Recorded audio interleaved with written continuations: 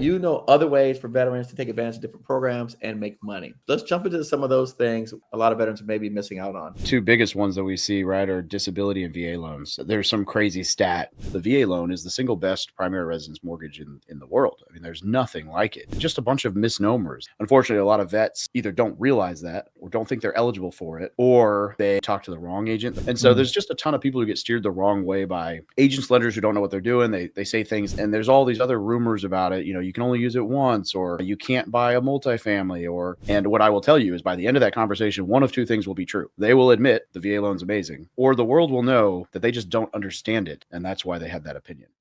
All right, David, welcome to the show. Thanks for having me on, Eric. Yeah, so I noticed you're also a fellow YouTuber, and you talk a lot about different programs for veterans specifically. And I know that that's like half of my audience. So that's why I want to have you on today to talk about the different programs and some of the benefits. Here we discuss primarily procurement and how to do contracts. But you, as the military millionaire, you know other ways for veterans to take advantage of different programs and make money. Yeah. So let's jump into some of those things that you see that a lot of veterans may be missing out on. Yeah, I mean, I'd tell you the two biggest ones that we see, right, are disability and VA loans. There's some crazy stat. I actually don't know how accurate it is. The stat is that only like 6% of veterans use their VA loan. I don't think that's accurate. I think, and I'd like to think it's higher than that. I think that stat is derived from people, all veterans. And so we're talking about like World War II Vietnam guys who never used it, wrapped into the rope. But I mean, there's a significant number of veterans who don't use their VA loan, which is arguably the best mortgage product in the world. And unfortunately, a lot of them don't use it while owning houses because a lender or an agent just doesn't know how it works, and they talk them out of using the VA loan, which is just frustrating to see because it's the best mortgage product. It's just that not everybody knows how to use it. And then disability, right? And I'm by no means the like game the game guy. Everybody gets 100% person, but the number of vets I talk to who have never even filed a claim because they just, didn't want to do it. And you start digging into it and you're like, dude, you're leaving even just $500 on the table. But more importantly, let's say you're 10% disability. Well, now you've got, the basic benefits that come with the veteran status, but you've got your funding fee waived on a house that you buy. So that's, 2.15 off your first use or 3.55 off your second use. There's just money you get to keep in your pocket, right? So then you couple that with the VA loan and you're like, okay, on $1 million house, that's $21,500 that you saved on the purchase price on your first use, or $40,000 almost on your second use. It adds up quickly. So those are probably the two biggest I see people just not dabbling in, right? And for reference, like I got a buddy named, well, I'm not going to name him, but I got a buddy right now who, he's never filed. And I'm like, dude, like you played football for the Air Force Academy. You did all these other crazy things. We all know that you've got some level of injury, right? Sure. But he's young and he's healthy. So he's like, I'm good. I'm like, one day you won't be. Right. And you should probably address those things now while you're closer to time and service, and you can actually find your medical records and whatever. Both of my brothers are veterans. One of them, my younger brother, so he's 60 years old. Okay. Do you know that he just used his VA loan this year? Damn. At 60. Yeah. He just bought a home at 60 years old. So I agree with your first. They didn't take advantage of the programs. Yep. My second brother, who's 62 years old, just filed a small claim. But do you know that he had been using his employer's insurance and medical and never went to the VA for any type of services? I mean, at 60, so those stats might not be too far off. That's valid. I'm telling you, two people in my direct family, literally my brother, both of my brothers, older brothers, are now in their 60s taking advantage of benefits.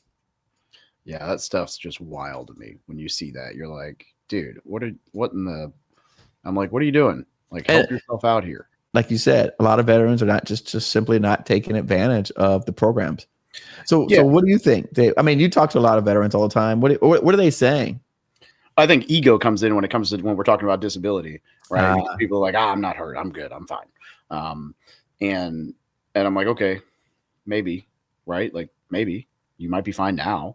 mean, like, let's take even the burn pit thing from the last 20 years. Like if you were in Iraq, Afghanistan, and you were stirring the poo over a fire, doing the whole burn pit thing, like you may be fine right now. And 30, 40 years from now, you may get cancer and die. And if you don't at least acknowledge that that's a thing and file for it, 40 years from now, when you get cancer, you're going to be trying to fight to get VA care for it or whatever. Or you're going to be paying for it out of pocket.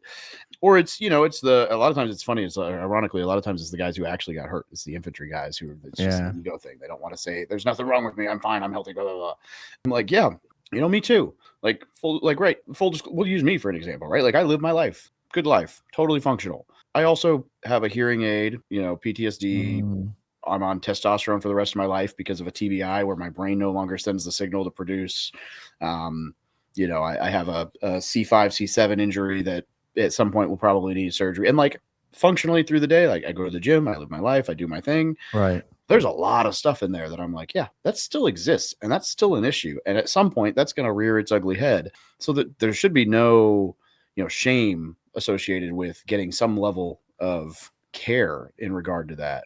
And I think, unfortunately, there's some of that. I think part of it too is people either don't know how to file, or they did file.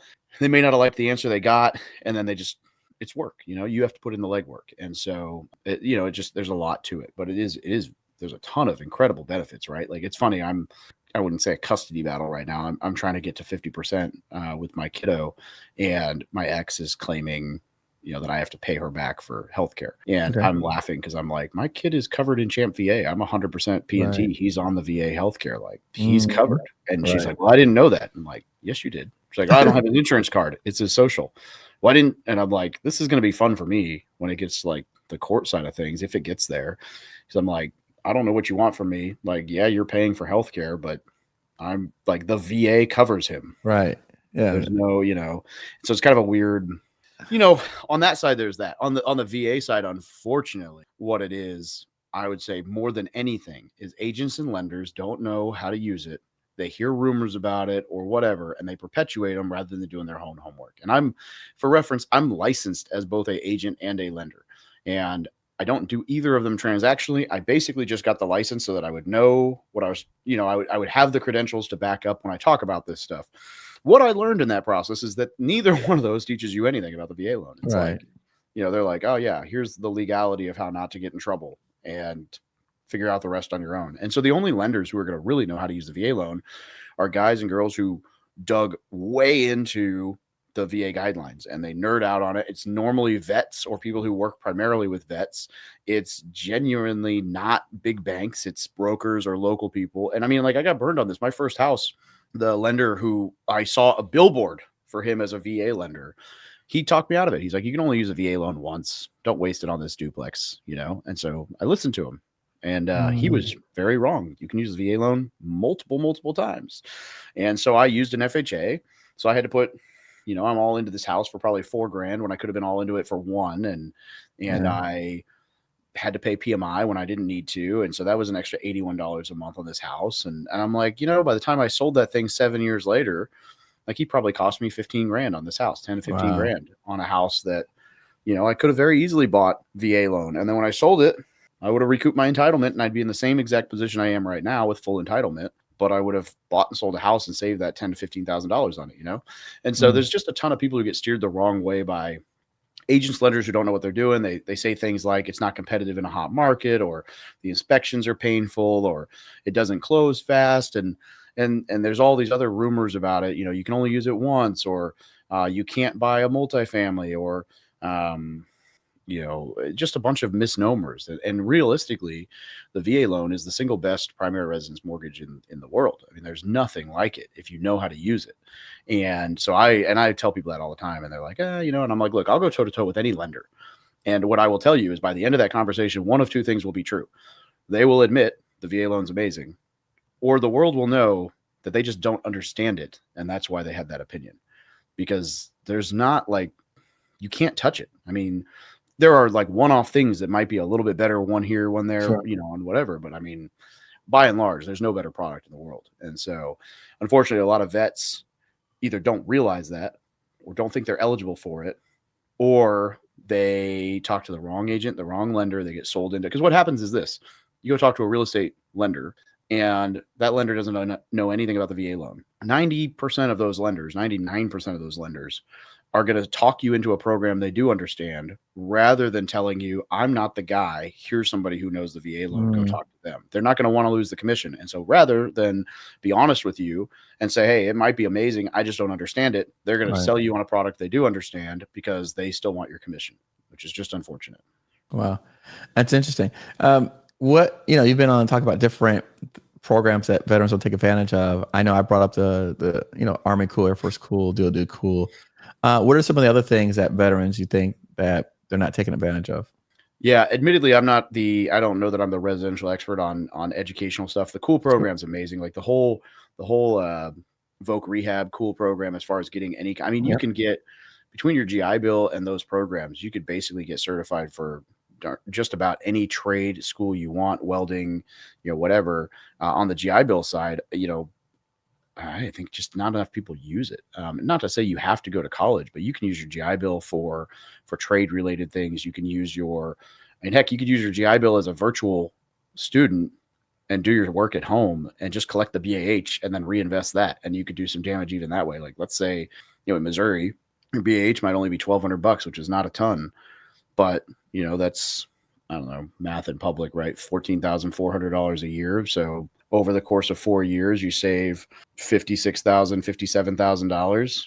Okay. Like, go get a degree, save your $57,000 and throw it into, even if you do nothing else, throw it into an index fund and let it ride until you retire. Right. Yeah.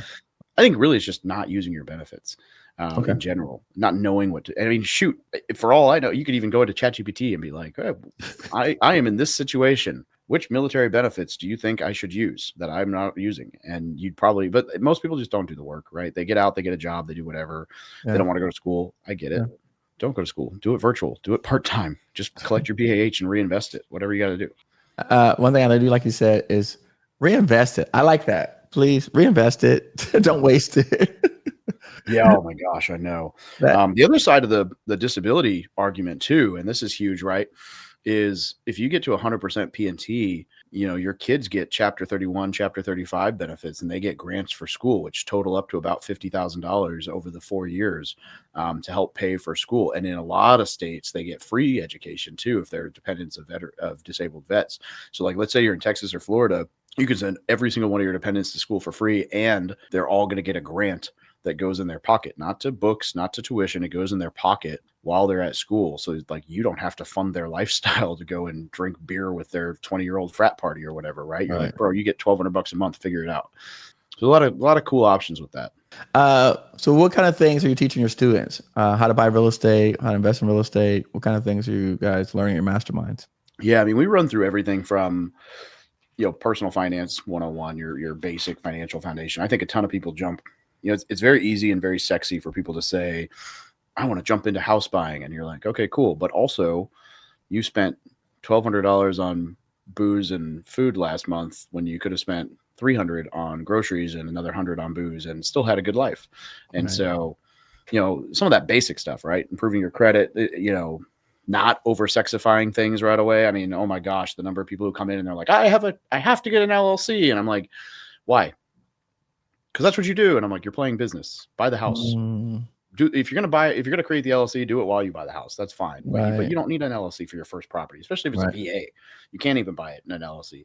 So we run into people who try to do like the actions of business rather than the actual, like the revenue of business. So we teach kind of the basic side, but then, we run, so we're not, there are masterminds out there that are like the multifamily, the house flipper, the whatever. We aren't that. We are the most general across the board, like any niche you want, we've got the basics of it. And then we can say, hey, if you really want to dive into this one thing, like I'm happy to introduce you to people we trust, but we're community first. I found a lot of people have communities like a byproduct. They have like a course and then they're like, also to pay a little more, you can be in our Facebook group. And it's like, oh, that's cute. We are primarily the community side. So we spend all our time focusing on live events, getting people in accountability squads, and really bolstering the side of the community where it's, we have people show up for these events. They're like, dude, this is the first time I felt like I could be myself since I left the military. Like I feel like I'm at home. And that's what we're really trying to grow on. We've got every educational resource you could ever want, but we've realized that that's great. People don't finish most courses. What really matters is the feedback loop of the community and the accountability that can be provided. The ability to show up on a Thursday call. Every Thursday night I host, like tonight, I'll host an office hours. It's like, you got me for an hour. Show up and ask whatever question you got. And I'm going to just hang out with you. I'll probably be drinking a bourbon, and we'll just chat. And that feedback loop, or the ability to post in the community and get feedback on a deal you're about to take down, that's where the real magic's made. It's often not even in steering people the right direction so much as just saying, no, you're missing this. Don't buy that one. Right.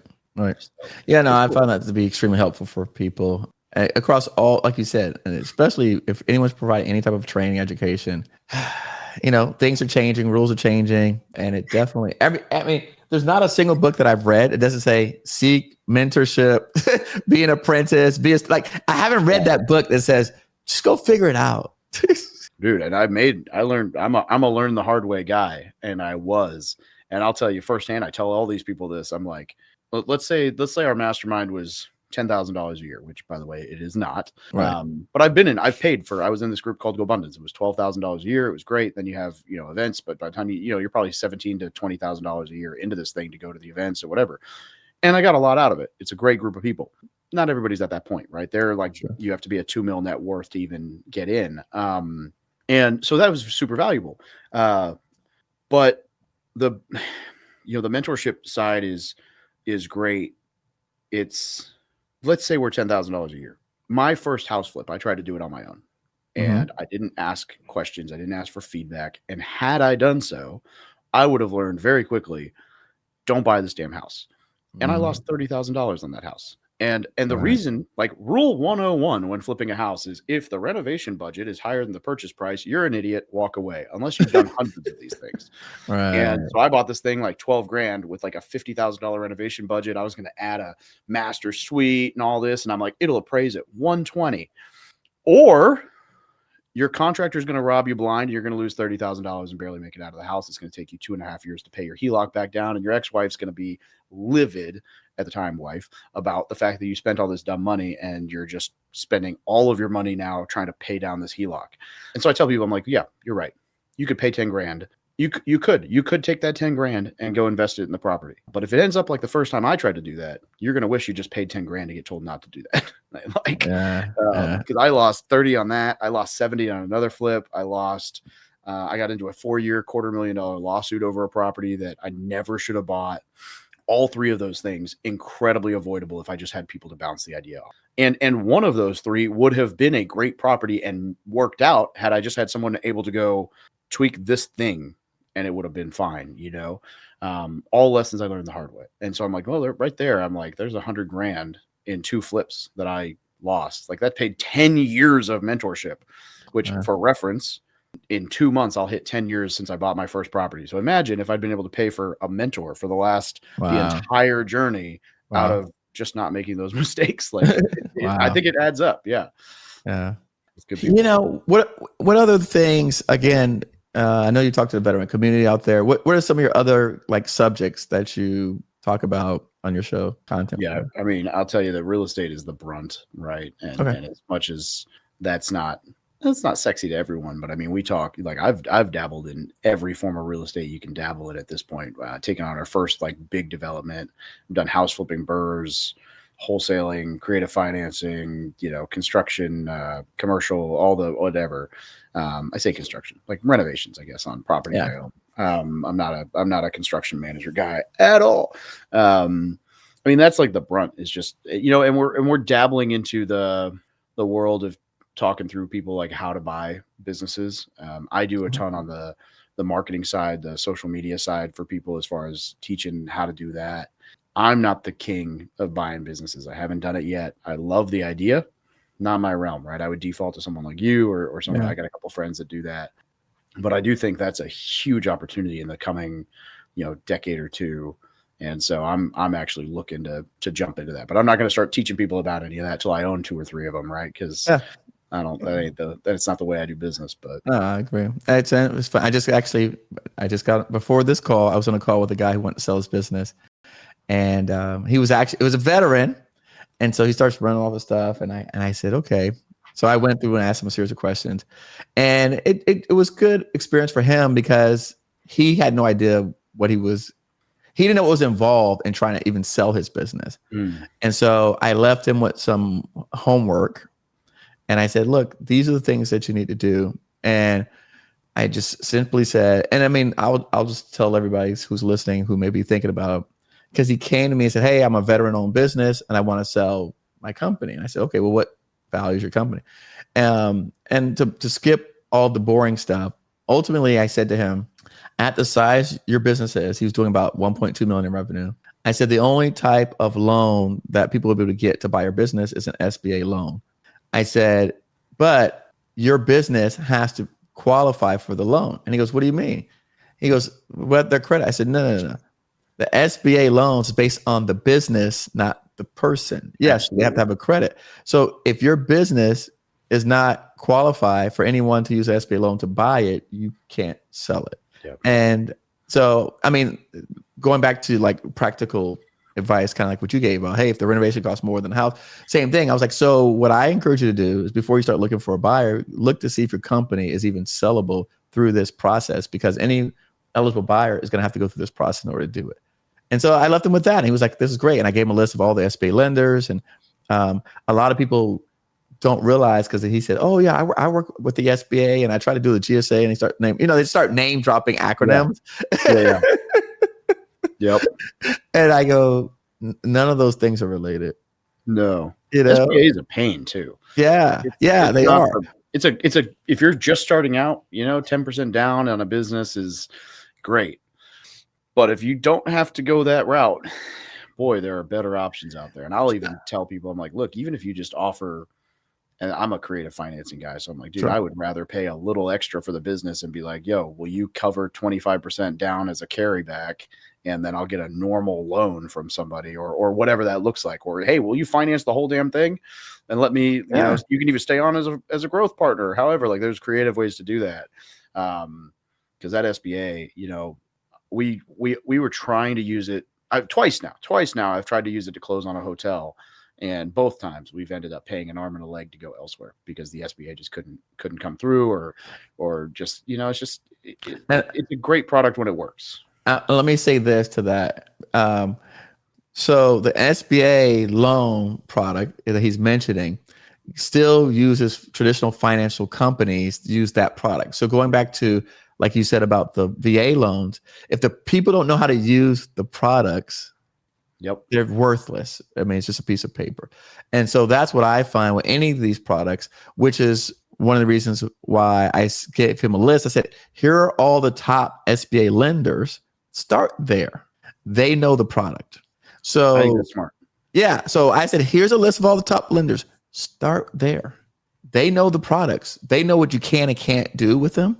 They know what's like sliding on the rules, walking that fine line.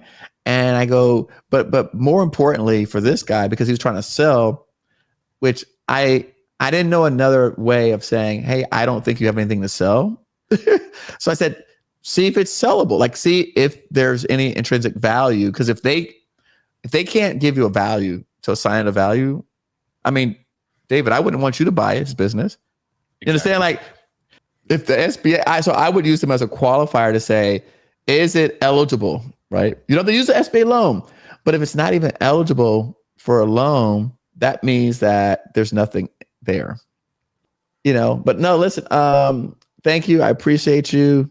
I appreciate what you're doing. I know how difficult it is to do content, keep people engaged. I know masterminds, but I'm sure everyone's not happy all the time with you, and they don't think the world of you all the time. So I know that those struggles. So I appreciate you coming on and sharing some insights today. Absolutely, brother. Thanks for having me on the show. This was fun. Thank you.